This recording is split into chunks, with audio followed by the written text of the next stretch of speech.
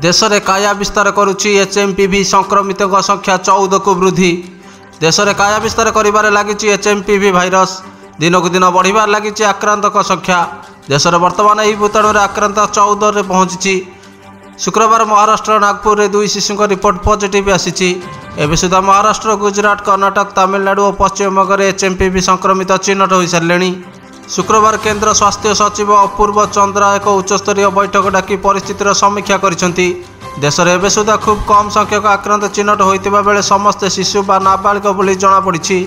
सेहीपरि स्वास्थ्य और परिवार कल्याण सचिव पुण्य सलिल श्रीवास्तव भर्चुआल मोड रे विभिन्न राज्य और केंद्र शासित अंचल स्वास्थ्य सचिव मानक सह एक बैठक में यह भाइरस मुकाबला नहीं प्रस्तुति संपर्क में आलोचना करिसेंती। से कहते जे जदियो परिस्थिति उद्वेगजनक नुहे किंतु सतर्कता अवलंबन जरूरी। जलुची कैलिफोर्निया 11 मृत 3 लाख लोक स्थानांतर।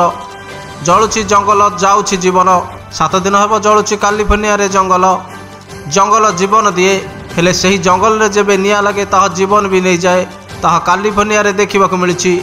जंगली निया जेतेबेले जंगलर सीमा सरहद डेई सहर रे पहुँची जाए सेतेबेले स्थिति केते सांघातिक और अणायत हो पड़े ताहा लॉस एंजेल निया प्रमाण करिछि।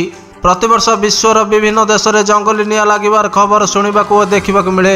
हेले एबे अमेरिकार कैलिफोर्निया स्टेटर लॉस एंजेल्स रे सहर रे निया खबर एबे सारा विश्व में चर्चार कारण पलटिछि। जंगल अग्निकांड रे केते कौन क्षति हेलानी निया करुछि छारकार अग्निकांड रे एबे सुधा 13 लाख कोटी टंकार क्षति होइछि। 11 जनक मृत्यु सह 2.5 लाख रु अधिक लोक स्थानांतरण करा जाइछि। 40,000 एकर जमी रे लागिछि निया। 29,000 एकर जली पोड़ी पाउंस होइछि। 10,000 घर निया रे पोड़ी नष्ट होइछि। 50,000 लोक तुरंत घर खाली करने को निर्देश दिया जाइछि। पैसिफिक पैलिसेड निया रे 5,300 घर ध्वंस होइछि। इटिएन निया रे प्राय 5,000 स्ट्रक्चर को क्षति पहुंची। फेब्रुआरी द्वितीय सप्ताह जाए शीत लहर। राज्य में गत किछि दिन है शीत लहरी जारी रही। 10 सहर में पारद 10 डिग्री एवं यह तले रही। मात्र रविवार ठारू शीत कमिजिव और 16 तारिख पुणी बढ़िबो बोली आंचलिक पाणीपाग विज्ञान केन्द्र पक्षर सूचना दी जाइछि। पाणीपाग विशेषज्ञ डॉक्टर शरद साहू सूचना अनुसार 12 तारिख राति तापमात्रा 2 ରୁ 4 डिग्री बढ़िबो। फल शीत लहरी में ब्रेक लागिबो। मात्र 16 तारिख पुणी थंडार प्रभाव बढ़िबो। फेब्रुआरी द्वितीय सप्ताह जाए थंडा जारी रहिबो। तेबे शुक्रवार फुलबाणी में सर्वनिम्न तापमात्रा 7.5 डिग्री सेल्सियस रेकर्ड करा जायतिबा बेले पारलाखेमुंडी में 30 डिग्री सेल्सियस रहितला। शनिवार अनुगुल, ढेंकानाल, कंधमाल, कोरापुट और सुंदरगढ़ आज जिले में घन कुहुड़ी नहीं येलो वार्निंग जारी रही। झारसुगुड़ा, केन्दुझर, कलाहांडी, खोर्धा, कटक, जगतसिंहपुर, केन्द्रापड़ा आदि जिले में हालुका मध्यम धरणर कुहुड़ी देखा मिलिବ।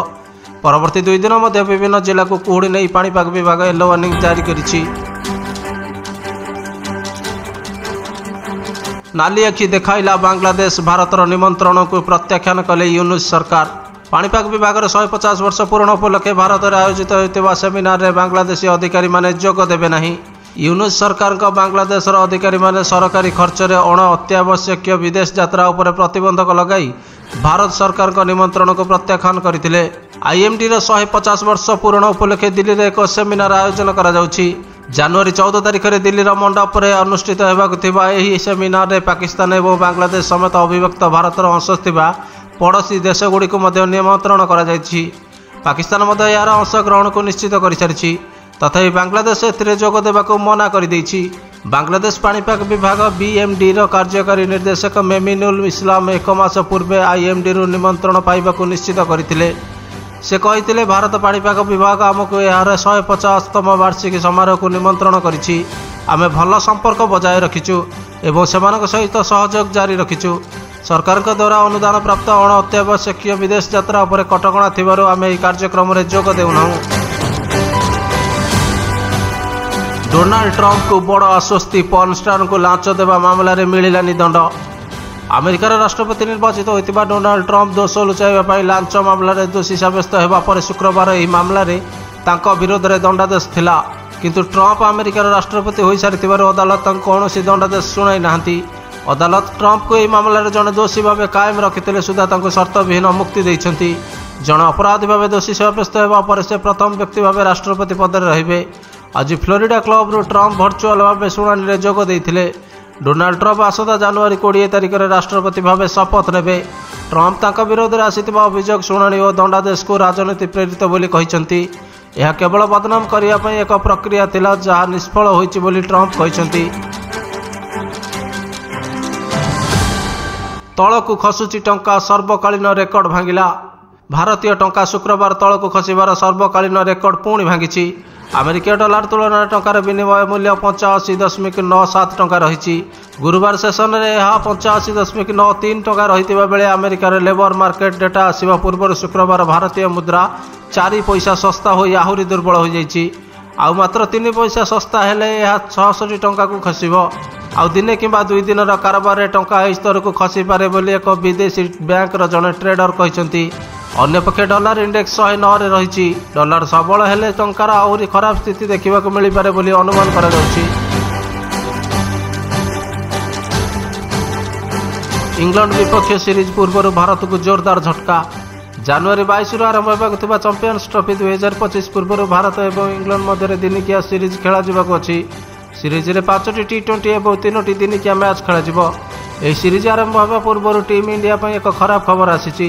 150 କିଲୋମିଟରରୁ ଅଧିକ ବେଗରେ ବୋଲିଂ କରୁଥିବା ମୟଙ୍କ ଯାଦବ ଏବେ ବି ତାଙ୍କ ପିଠି ଆଘାତରୁ ସୁସ୍ଥ ହୋଇନାହାନ୍ତି। ମୟଙ୍କ ଗତ ବର୍ଷ ଆହତ ହୋଇଥିଲେ। ଇଂଲଣ୍ଡ ବିପକ୍ଷ T20 ସିରିଜରେ ତାଙ୍କର ଅଂଶଗ୍ରହଣ ପ୍ରାୟ ଅସମ୍ଭବ ମନେ ହେଉଛି। ଏକ ରିପୋର୍ଟରେ କୁହାଯାଇଛି ମୟଙ୍କ ଯାଦବ ଇଂଲଣ୍ଡ ବିପକ୍ଷ T20 ସିରିଜରେ ଖେଳିବେ ନାହିଁ। ଜାନୁଆରୀ 23ରୁ ଆରମ୍ଭ ହେବାକୁ ଥିବା ରଞ୍ଜି ଟ୍ରଫିର ଦ୍ୱିତୀୟ ପର୍ଯ୍ୟାୟ ପାଇଁ ଦିଲ୍ଲୀର ସମ୍ଭାବ୍ୟ ଦଳରେ ମଧ୍ୟ ମୟଙ୍କଙ୍କୁ ସାମିଲ କରାଯାଇନାହିଁ। ଏପରି ପରିସ୍ଥିତିରେ ଟିମ୍ ଇଣ୍ଡିଆକୁ ଫେରିବା ତାଙ୍କ ପାଇଁ ବହୁତ କଷ୍ଟକର ମନେ ହେଉଛି। ସୂଚନାଯୋଗ୍ୟ IPL 2024ରେ ଲକ୍ଷ୍ନୌ ସୁପର ଜାଏଣ୍ଟସ୍ ପାଇଁ ଖେଳିଥିବା ମୟଙ୍କ ଆଘାତ ଯୋଗୁଁ ଟୁର୍ଣ୍ଣାମେଣ୍ଟ ମଝିରେ ବାହାର କରାଯାଇଥିଲା। ଏହାପରେ ମୟଙ୍କ ଅକ୍ଟୋବର ବାଂଲାଦେଶ ବିପକ୍ଷରେ 3 ମ୍ୟାଚ୍ ବିଶିଷ୍ଟ T20 ସିରିଜରେ ତାଙ୍କର ଅନ୍ତର୍ଜାତୀୟ ଡେବ୍ୟୁ କରିଥିଲେ। ସେ 3ଟି ମ୍ୟାଚରେ 4ଟି ୱିକେଟ୍ ନେଇଥିଲେ। ଏହି ସିରିଜରେ ମୟଙ୍କ ପୁଣି ଥରେ ଆହତ ହୋଇଥିଲେ। ସେ ସୟଦ ମୁସ୍ତାକ ଅଲି ଟ୍ରଫି ଏବଂ ବିଜୟ ହଜାରେ ଟ୍ରଫିରୁ ବଞ୍ଚିତ ହୋଇଥିଲେ।